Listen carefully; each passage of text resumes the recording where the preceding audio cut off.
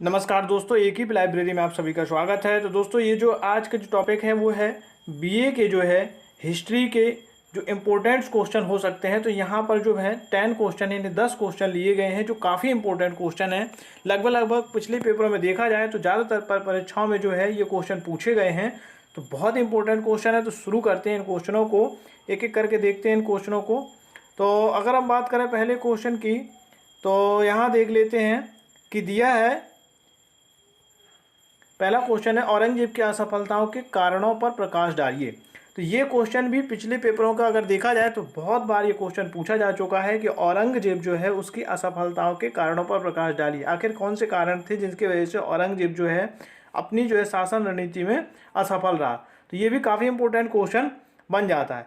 Second question की अगर हम बात करें तो हुमायूं का एक शासक के रूप में वर्णन कीजिए। तो ये भी जो है काफ़ी क्वेश्चन पूछा गया है कि हुमायूं का एक शासक के रूप में जो है वर्णन करना है, या कह सकते हैं कि हुमायूं के जो है एक शासक के तौर पर चरित्र चित्रण कीजिए, या हुमायूं के बारे में जो है लिखना है, संक्षेप में वर्णन करना है। तो ये क्वेश्चन भी काफ़ी बार परीक्षाओं में पूछा गया है। तो हुमायूं एक शासक के रूप में वर्णन कीजिए। वहीं अगर हम तीसरे क्वेश्चन की अगर बात करें तो हुमायूं की जो है असफलताओं के कारणों की व्याख्या कीजिए। ये क्वेश्चन भी बहुत बार पेपर जो है पूछा जा चुका है पिछले प्रीवियस एग्जामों में। तो हुमायूं के आखिर कौन से कारण थे जिनकी वजह से हुमायूं जो है असफल रहा, अपनी जो है शासन व्यवस्था को सही से नहीं चला सका। तो हुमायूं की असफलता के कारणों के बारे में व्याख्या करना है। ये लॉन्ग और शॉर्ट दोनों में भी पूछा जा सकता है। तो ये क्वेश्चन जो है काफ़ी इंपॉर्टेंट क्वेश्चन हो जाता है। तो ये जो दिया गया है ये पीडीएफ जो है ये मुगल काल से है। तो बीए के जो मुगल काल के क्वेश्चन बनते हैं उनसे संबंधित है। तो ये काफ़ी इंपॉर्टेंट क्वेश्चन है। तो अगर चैनल अभी तक लाइव सब्सक्राइब शेयर नहीं किया है तो सबसे पहले तो फटाफट चैनल को सब्सक्राइब करें, बेल आइकन प्रेस करें ताकि हर वीडियो की नोटिफिकेशन आप तक पहुंचती रहे। इस तरीके से देखते हैं अगले क्वेश्चन की बात करें अगर हम, तो जो अगला क्वेश्चन है वो दिया है कि चौथा क्वेश्चन जो है वो है नादिर शाह के आक्रमण पर संक्षिप्त टिप्पणी लिखना है। तो नादिर शाह ने जो भारत पर आक्रमण किए थे और यहाँ से जो बहुत सारा उसने धन लूटा, तो इस पर जो है नादिर शाह के जो आक्रमण हुए उन पर एक संक्षिप्त टिप्पणी लिखने के लिए भी कई बार परीक्षाओं में पूछी जा चुकी है। तो ये क्वेश्चन भी जो है काफ़ी इंपॉर्टेंस हो जाता है परीक्षा की दृष्टि से। इस तरीके से आप देखते हैं आगे जो क्वेश्चन दिए गए हैं। अगला क्वेश्चन जो अगर हम बात करें पांचवें क्वेश्चन की, ये है बाबर के चरित्र तक कार्यों का मूल्यांकन कीजिए। तो बाबर ने जो है मुगल साम्राज्य की स्थापना की थी, तो इससे संबंधित भी क्वेश्चन जरूर बनता है बाबर के चरित्र से और उसके कार्यों से। तो बाबर का जो चरित्र यह पूछ सकता है कि बाबर के चरित्र चित्रण कीजिए या बाबर के चरित्र पर संक्षिप्त नोट्स लिखिए।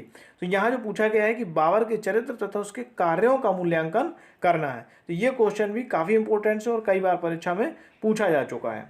इसके बाद अगला क्वेश्चन अगर देखें, छठवें क्वेश्चन की बात करें तो दिया है कि मुगल साम्राज्य के पतन के कारणों की व्याख्या कीजिए। तो काफ़ी इंपॉर्टेंट क्वेश्चन ये भी बन जाता है क्योंकि मुगल साम्राज्य से संबंधित जो पेपर में क्वेश्चन बनते हैं तो उससे संबंधित उसके पतन के कारणों की भी व्याख्या करने के लिए काफ़ी बार परीक्षा में पूछा जाता है। तो ये क्वेश्चन भी काफ़ी इंपॉर्टेंट है कि मुगल साम्राज्य के पतन के कारणों, यानी जो भी उनके पतन के कारण थे, आखिर क्यों मुगल साम्राज्य पतन हो गया, तो इस पर भी जो है एक संक्षिप्त नोट लिखने के लिए जो है परीक्षा में पूछा जाता है।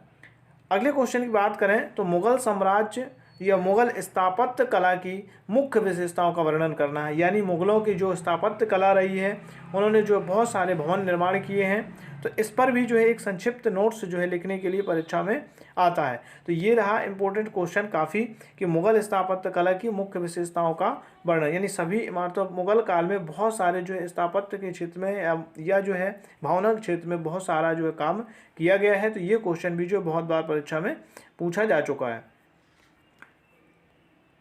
अगले क्वेश्चन की अगर हम बात करते हैं तो अगला क्वेश्चन जो आठवां क्वेश्चन दिया गया है कि नूरजहां के चरित्र का मूल्यांकन करते हुए संक्षिप्त नोट्स लिखना है। तो जो है मुगल काल में नूरजहां का भी काफ़ी इंपॉर्टेंट क्वेश्चन बनता है। तो ये इसके भी चरित्र का मूल्यांकन करते हुए इसके संक्षिप्त नोट्स लिखने के लिए आता है। तो ये भी काफ़ी इंपॉर्टेंट क्वेश्चन हो जाता है। ये नौवें क्वेश्चन की बात करें तो दीन ए इलाही धर्म पर संक्षिप्त टिप्पणी लिखना है। तो अगर मुगल काल की बात करते हैं तो दीन ए इलाही जो अकबर ने चालू किया था उसमें काफ़ी इंपॉर्टेंट क्वेश्चन बनता है। ये वाला दीन ए इलाही धर्म के बारे में लिखने के लिए पूछा जाता है या दीन इलाही पर संक्षिप्त टिप्पणी लिखने के लिए पूछा जाता है। तो ये इंपॉर्टेंट क्वेश्चन बन जाता है दीन ए इलाही धर्म। तो इस पर भी एक संक्षिप्त नोट्स लिखने के लिए परीक्षा में आता है। तो ये भी काफ़ी इंपॉर्टेंट क्वेश्चन है।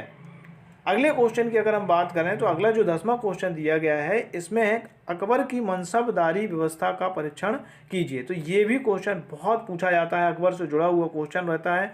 अकबर ने मनसबदारी व्यवस्था की जो शुरुआत की थी इससे भी बहुत क्वेश्चन पेपर में बनता है, तो ये भी काफ़ी इंपॉर्टेंट है। तो चैनल अगर अच्छा लगे, चैनल वीडियो अच्छी लगे तो चैनल को लाइक सब्सक्राइब शेयर जरूर कर दीजिए और बेल आइकन ऑन कर लीजिए।